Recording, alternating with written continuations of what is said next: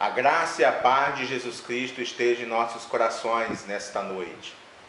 Amados, quão bom estarmos aqui mais uma vez para juntos meditarmos e aprendermos daquilo que o Senhor tem derramado em nossos corações através da sua Santa Escritura. Interessante é que nós ainda continuamos, apesar de termos o lockdown ter acabado, ter passado, só que continuamos em quarentena em nossas casas. E seguindo aquilo que o Ministério da Saúde tem recomendado, mas firmes na fé, convictos que o Senhor está tomando todas as providências e está cuidando de cada um de nós. E hoje eu queria que nós meditássemos num texto que me chamou a atenção durante esta semana. Eu queria que nós abríssemos nossas Bíblias no livro de Filipenses. Filipenses, o livro que nós estamos estudando em nossos lares, o livro que nós estamos fazendo devocional com nossas famílias. E você já passou por esse texto aqui. E ele é um texto que possui muitos ensinamentos para nós. O texto está em Filipenses capítulo 1, verso 27 ao 30. Abra sua Bíblia, seu tablet, seu celular e leia com a gente esse texto e permaneça com ele aberto, porque nós iremos discorrer em cima dele e iremos tratar de cada versículo aquilo que o Espírito Santo tem a nos ensinar nesta noite. O texto eu vou ler na Revista Atualizada. E a epígrafe do texto diz assim: a unidade cristã na luta. O verso 27.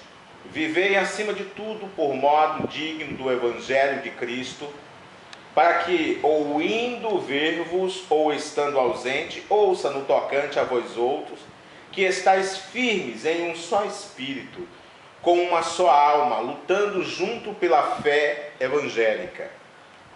E que em nada estáis intimidado pelos adversários, pois o que é para eles prova evidente de perdição, é para vós outros de salvação, e isto da parte de Deus. O 29. Porque vós fostes concedida a graça de padecerdes por Cristo, e não somente de crerdes nele, pois tendes o mesmo combate que viste em mim, e ainda agora ouvis que é o meu. Interessante é que Paulo, quando escreve a carta de Filipenses, ele está numa quarentena, e em uma das suas quarentenas. E a quarentena de Paulo era bem diferente da nossa, amados, era bem diferente. Quando ele escreveu estas cartas aqui, a carta de Filipenses, ele estava passando uma das piores quarentenas do seu ministério. Ele estava preso em Éfeso, e foi os piores momentos que Paulo viveu. Diz a história que Paulo desejava a morte, e pensava que não sairia vivo mais daquela situação. Interessante. Para que nós venhamos entender o contexto que foi escrito a carta, nós temos que entender que esta igreja, a igreja em Filipos, ela foi plantada na primeira viagem de Paulo, lá em Atos capítulo 16. Paulo faz a viagem, a sua primeira viagem, e nesta primeira viagem ele implanta um trabalho em Filipos. Filipos foi a primeira cidade da Macedônia em que Paulo estabeleceu a igreja. E agora, isso ocorreu, queridos, do ano 62 depois de Cristo. Então, Paulo agora vai escrever para aqueles irmãos com um objetivo maior. O objetivo de Paulo aqui era estimular aqueles irmãos a permanecerem firmes no Evangelho, mas com uma característica diferente, um plus, vamos dizer assim. E o que ele queria, o que ele passa na sua carta, de forma acentuada é a alegria de servir ao Senhor. A alegria. Parece meio antagônico, né? O que Paulo fala, o que Paulo pede, porque Paulo estava preso, mas mesmo em sua prisão, ele pede que os irmãos tenham alegria. A alegria no Senhor. E aí, diante de toda aquela situação, Paulo chega até a dizer no capítulo 1, no verso 21, você pode ver, que o viver para ele é Cristo e o morrer era lucro. Isso mesmo, né? Paulo tem esse entendimento do Evangelho de uma forma muito clara e objetiva, aonde ele diz assim: o viver para mim é Cristo e o morrer é lucro. E Paulo segue, né? Em toda a sua carta, nos 4 capítulos, nós vamos ver que no primeiro capítulo ele fala da alegria no serviço de Cristo, alegria no serviço do Senhor. O segundo capítulo ele vai tratar da submissão, da alegria da submissão a Cristo. No terceiro capítulo ele vai tratar da alegria na segurança de estarmos em Cristo Jesus. E eu digo uma coisa para os irmãos: nós estamos também seguros em Cristo Jesus. Em meio a essa pandemia, em meio a essa crise econômica e política que existe em nosso país, nós estamos seguros em Cristo Jesus.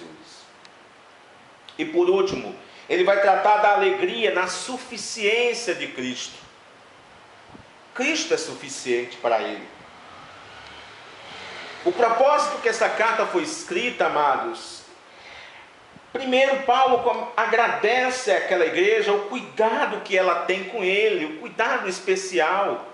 Em segundo lugar, vocês vão entender e vão descobrir, à medida que os irmãos vão estar lendo esta carta, que ele vai informar os irmãos sobre as suas circunstâncias e a difusão do Evangelho. E aí um outro ponto dentro da carta de Filipenses é que ele exorta a igreja a viver de forma humilde e a comunhão em unidade plena. É isso mesmo, isso mesmo. A humildade, a comunhão em unidade plena. E aí Paulo segue nos seus ensinamentos, e o texto que nós lemos, no verso 27, volte lá comigo no texto, ele vai dizer assim, ó: vivei acima de tudo por modo digno do Evangelho de Cristo, para que, ou indo ver-vos, ou atestando, estando ausente, ouça no tocante a vós, outros, que estáis firmes em um só Espírito, como uma só alma, lutando juntos pela fé evangélica. O primeiro ponto que Paulo quer nos ensinar aqui é que devemos ter coerência em meio à luta. Isso mesmo. Devemos ter coerência em meio à luta. Foi por isso que Paulo disse que devemos viver de modo digno do Evangelho. Devemos viver do modo digno do Evangelho de Cristo.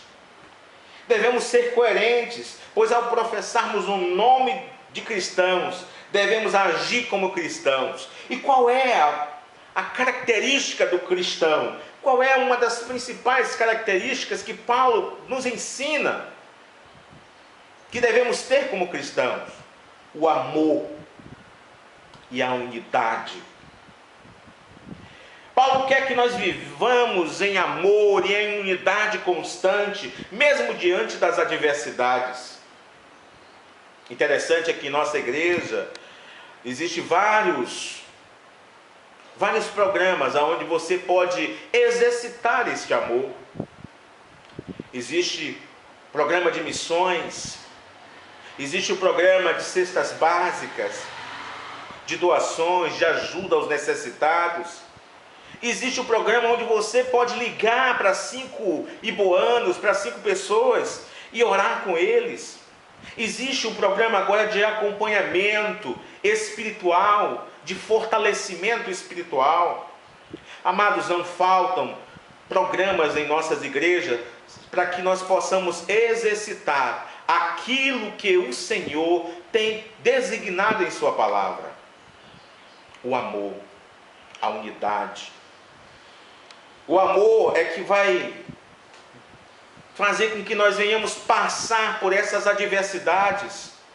A unidade é que vai nos sustentar, e essa unidade ela tem que estar regada pelo Espírito Santo.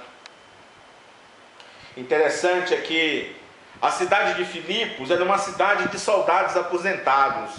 Quando nós vemos isso na história, a gente vai perceber que aqueles soldados aposentados, quando estavam na ativa, quer seja no exército romano ou no exército grego, eles tinham uma regra fundamental entre eles, que era lutarem unidos.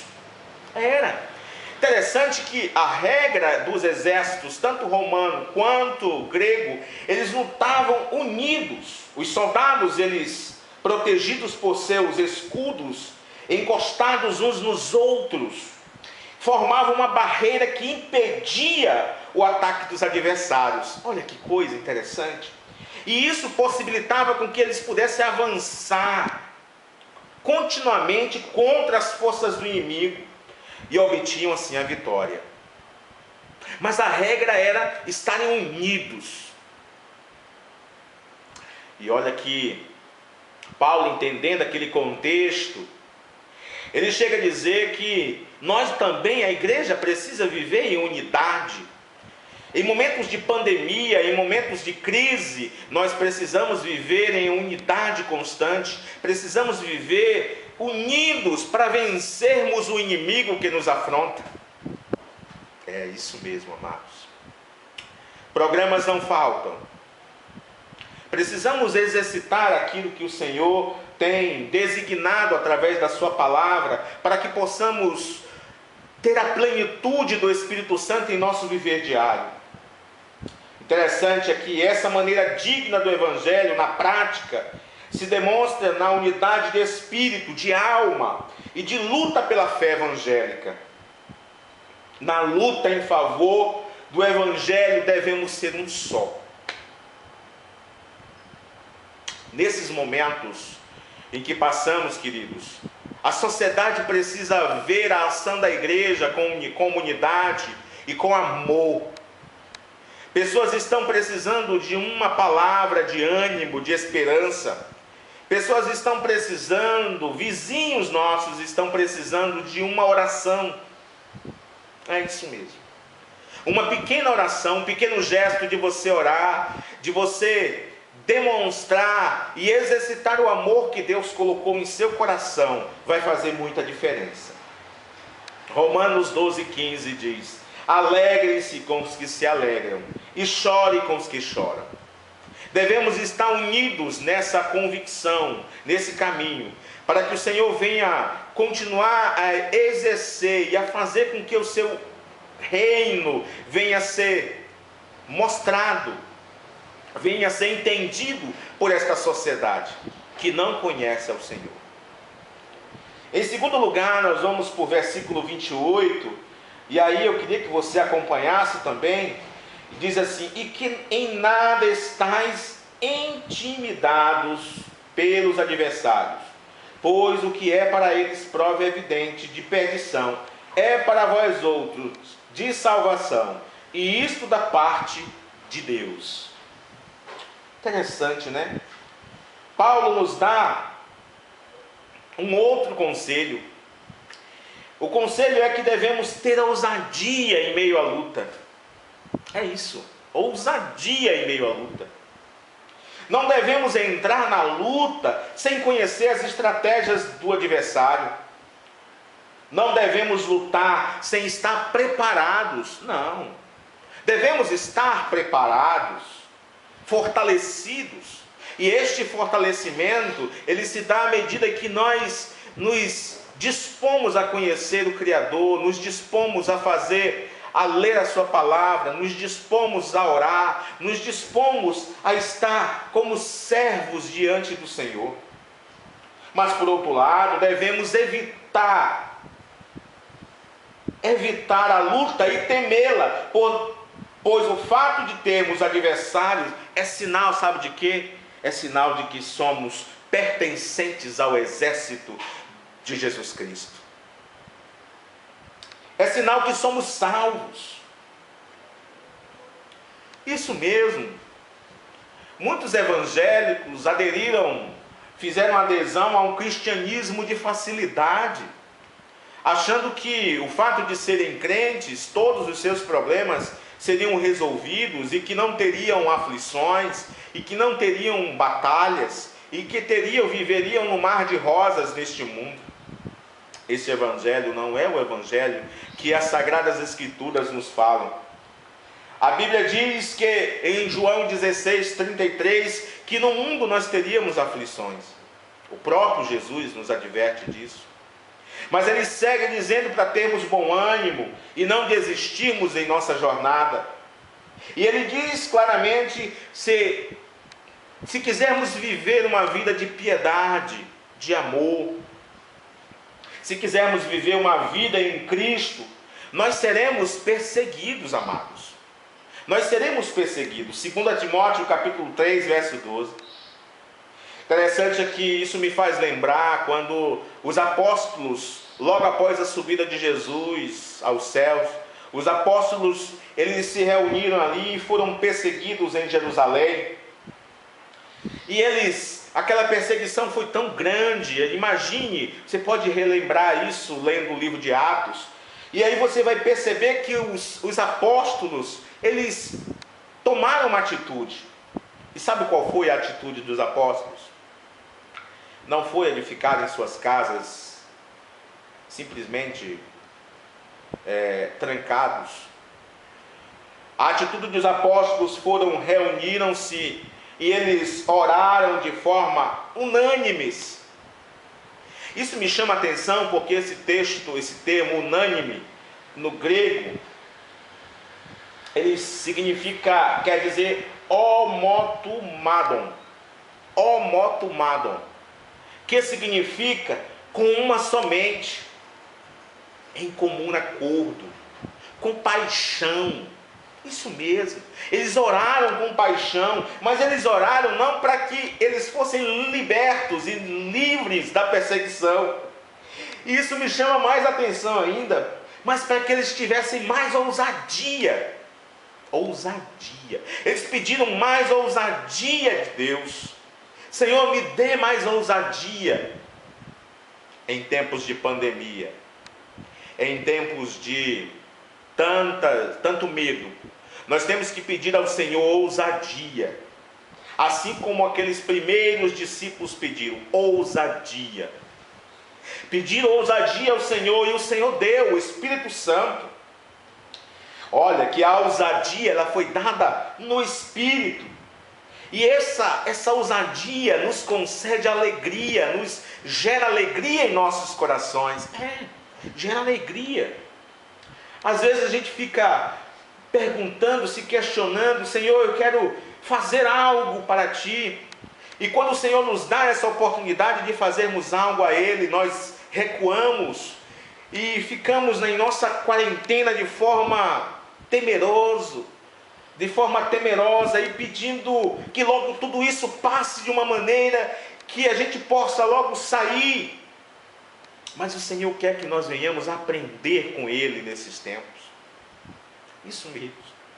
Assim como Paulo estava na sua quarentena lá, e mesmo no meio da quarentena a alegria perdurava em seu coração, assim como esses irmãos aqui em Atos, no início da perseguição, que não foi fácil, irmãos, a perseguição era muito dura, eles permaneceram firmes, unânimes em oração. Nós precisamos também permanecer firmes e unânimes em oração. Ore mais, busque mais a Deus, medite nas suas Escrituras, se derrame diante de Deus. Nós precisamos agir desta forma para que o Espírito Santo venha nos encher da sua alegria. E sabe o que vai acontecer depois que você fizer toda essa receita de bolo que a Bíblia nos diz? E sabe, quando você seguir todas essas orientações, o que vai acontecer na sua vida? você receberá ousadia e a alegria do Senhor no seu coração. Glória a Deus, amados. Que venhamos receber essa ousadia e buscar de forma constante. Interessante que essa alegria, ela faz-nos superar os problemas que querem roubar a nossa paz. Às vezes, muitos cristãos já não têm mais conseguido dormir às noites por falta desta paz. Não tem paz. Estão preocupados com o amanhã. Estão preocupados com o porvir. Eu quero te dizer que não importa o adversário e nem a sua força. Jesus Cristo é mais poderoso. Essa verdade deve nos alegrar e nos fazer vencer os mais variados problemas, queridos. Ela te faz vencer a depressão. Ela te faz vencer o medo. Ela te faz vencer os obstáculos da vida. É isso mesmo, te faz vencer. Isso é maravilhoso, viu? E aí o terceiro ponto e último é quando nós lemos o verso 29 e o verso 30, onde ele diz assim: porque vos foi concebida a graça de padecerdes por Cristo, e não somente de crerdes nele, pois tendes o mesmo combate que viste em mim, e ainda agora ouvis que é o meu. Paulo ele chega a dizer nesses versículos que o terceiro conselho dele é que devemos desenvolver a luta discernindo o privilégio de sofrermos por Cristo. De sofrermos por Cristo. Isso mesmo. A palavra que Paulo usa para descrever esse privilégio lá no grego é charis, ou charis, que quer dizer graça. Graça, queridos, nada mais é do que um favor imerecido. Portanto, Deus nos concede a graça de participarmos com Ele no sofrimento de Cristo. E é de fato um grande privilégio. E nos enche de alegria. Paulo era exemplo para os filipenses. E não somente para os filipenses, mas para nós também. Porque Paulo, em meio ao sofrimento, ele tinha alegria.